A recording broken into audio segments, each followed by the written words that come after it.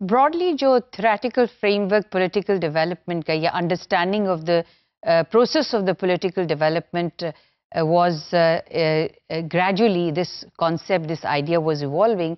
तो जो बाद में scholars आए या researchers आए या जिन्होंने इस process को study किया, उन्होंने सारे process को 3 aspect में इसको आप समझ लें कि divide किया. इसका पहला जो aspect था creation of a viable autonomous state, और अगर ये देखा जाए तो ये concept जो था viable autonomous state होना ज़रूरी है political development के लिए.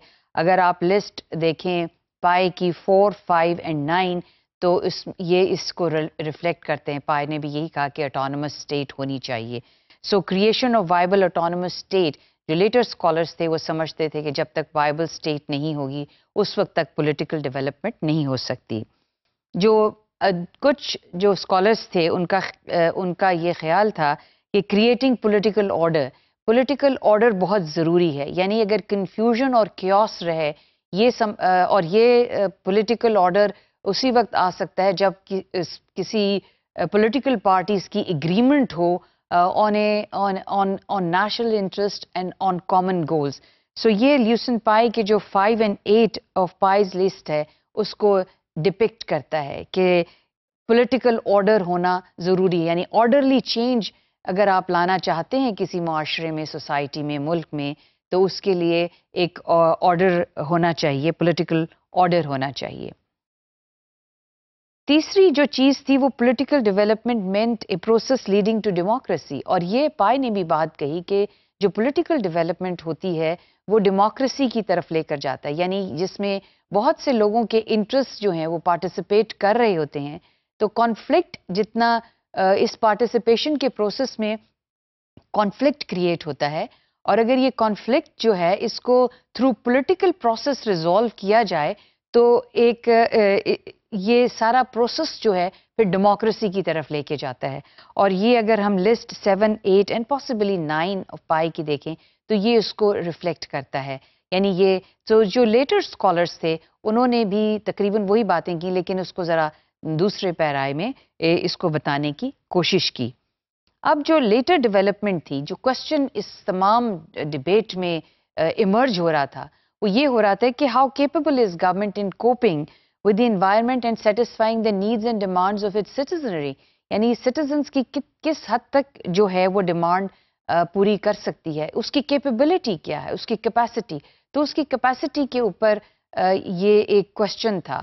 और देखें कि इसमें एक गवर्नमेंट चूँकि एक इंस्टीट्यूशन है और एक बड़ा इंस्टीट्यूशन है और उसके अंदर बहुत से छोटे छोटे इंस्टीट्यूशन है, तो उसकी कैपेबिलिटी और स्कॉलर्स ने और रिसर्चर्स ने गवर्नमेंट की कैपेबिलिटी को क्वेश्चन किया कि how capable A government is. जितनी गवर्नमेंट केपेबल होगी इट विल रिफ्लेक्ट इसकी पॉलिटिकल डेवलपमेंट जो है इस उतनी ही ज़्यादा बेहतर है.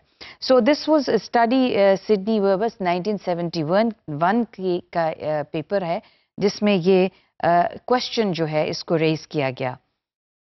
इसके बाद हंटिंगटन की थियरी है वो government capability to meets demand, और उसने इसके बड़ा एवोल्यूशनरी प्रोसेस है कि सारा इसको देखें.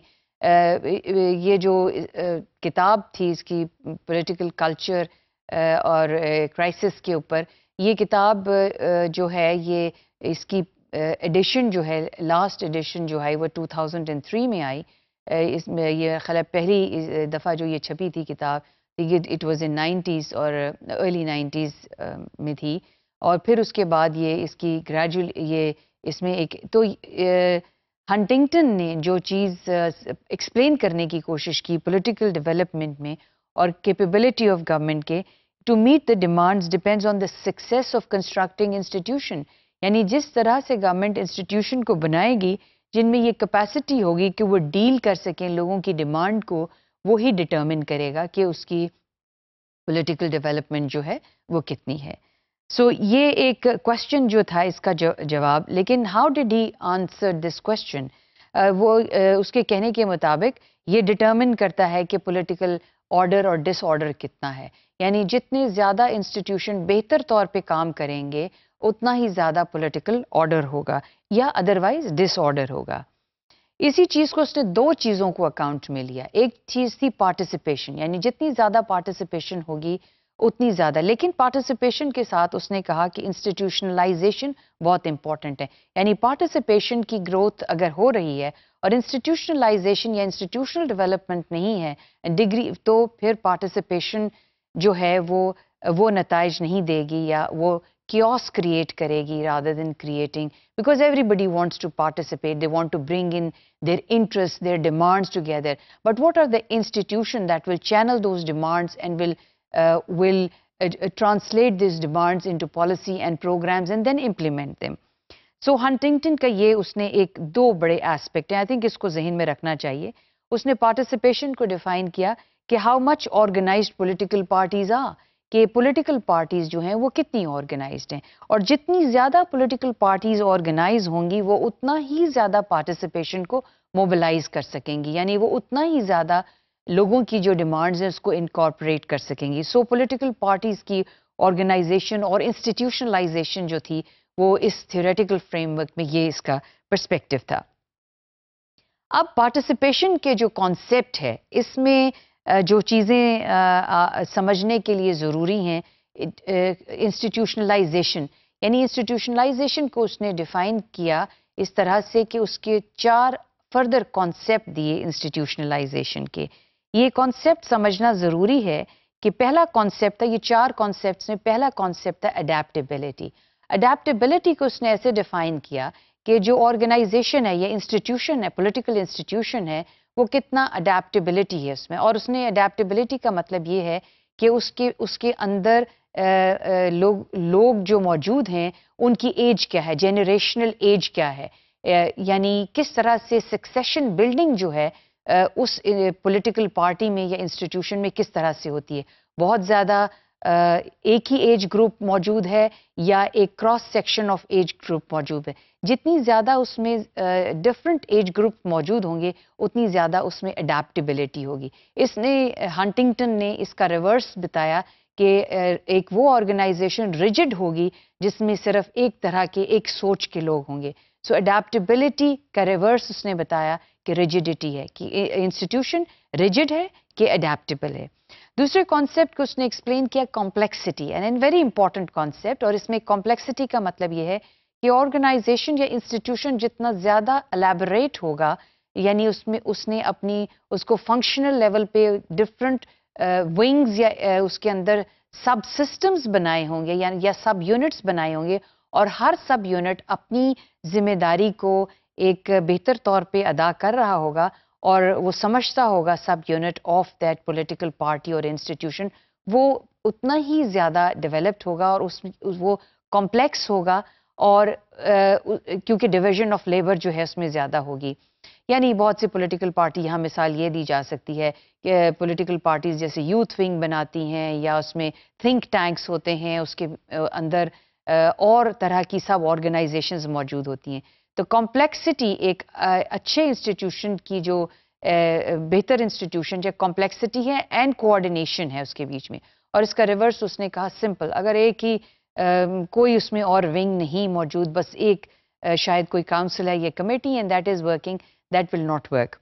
फिर उसने कहा अटोनमी को काफ़ी बहुत से स्कॉलर्स और रिसर्चर्स ने बड़ी डिटेल में स्टडी किया है और अटोनमी को डिफाइन किया है कि हर विंग जो है वो ऑटोनमस है, और वो ऑटोनमस इसलिए है कि वो केपेबल है, और अगर वो केपेबल है तो वो अगर उसको ऑटोनमी दी जाए तो उतना ही ज़्यादा बेहतर फंक्शन करेगा, यानी उसके काम में इंटरफेरेंस मिनिमम है। तो इस तरह से ऑटोनमी जो है वो भी ज़रूरी है। और ऑटोनमी का जो रिवर्स जो हंटिंगटन ने बताया वो है सबऑर्डिनेशन, यानी जितना ज़्यादा कोई इंस्टीट्यूशन इनकेपेबल होगा, उसकी कैपेसिटी कम होगी, वो उतना ही ज़्यादा सबऑर्डिनेटली काम करेगा, वो अपनी उसके अंदर इनोवेशन और उसके अंदर अपनी नई जो सोच का अंदाज़ है वो नहीं होगा। फिर चौथी चीज़ जो बताई coherence of organisations and procedure, यानी कोऑर्डिनेट आप इस तमाम चीज़ को कोऑर्डिनेट किस तरह से किया जा रहा है। सो इसकी कोऑर्डिनेशन पॉलिटिकल पार्टी की या और एडमिनिस्ट्रेटिव जो ऑर्गेनाइजेशंस हैं उनकी कोऑर्डिनेशन और कोहेरेंस इंपॉर्टेंट है, यानी दे डिफाइन देयर बाउंड्रीज, वो अपनी बाउंड्रीज को डिफाइन करती हैं और उसके बाद इन बाउंड्रीज को डिफाइन करने के बाद अपने कॉन्फ्लिक्ट को रिजॉल्व करती हैं اور وہ ان کی اندر کیپیسٹی ہوتی ہے کہ وہ with in the organisation conflict جو ہے اس کو ریزالو کریں. اور پھر انکریز جو اس نے فائنل بات کہی، اس نے کہا increase in growth of participation without institutionalisation will lead to disorder. یعنی پارٹیسپیشن تو ہو رہی ہے، ڈفرنٹ انٹرسٹ گروپس جو ہیں وہ پارٹیسپیٹ تو کر رہے ہیں، لیکن انسٹیٹیوشنل ڈیولپمنٹ نہیں اگر ہو رہی تو ڈس آرڈر ہوگا. اور ڈس آرڈر جو ہے وہ کریٹ کرے گا ایک کیوس، اور پھر اگر وہ کیوس ہوگا اور اس کو کنٹرول نہیں کیا جائے گا تو پھر اس کے بعد جو ہے وہ ڈکلائن شروع ہو جائے گا. پولیٹیکل ڈیولپمنٹ نہیں ہوگی، پولیٹیکل ڈکلائن ہوگا. اس نے سوسائٹیز کو سیوک اینڈ پیریٹورین سوسائٹیز میں ڈیوائڈ کیا، یعنی سیوک سوسائٹی جو آرڈرلی سوسائٹیز ہیں اینڈ پیریٹورین سوسائٹیز جو آرڈرلی نہیں ہیں. اور اس میں جو اس نے کہا کہ ڈس آرڈرلی سوسائٹیز جو ہیں اس میں کرپشن زیادہ ہوتی ہے، برائبز اینڈ رائٹس زیادہ ہوتے ہیں، اور یا اس تمام چیز کو کنٹرول کرنے کے لیے ایک اتھارٹی کی ضرورت ہے. یہاں پہ ہنٹنگٹن نے کہا کہ ڈیولپڈ کنٹریز میں اس لیے ڈیولپمنٹ ہوئی کہ وہاں پہ سنگل پارٹی سسٹم تھا اور وہاں کی ملٹری آرگنائزیشن اسٹرانگ تھیں. یہ ایک ریزن اس نے دیا کہ وہاں پہ پولیٹیکل ڈیولپمنٹ جو ہے وہ اس میچور لیول پر پہنچی.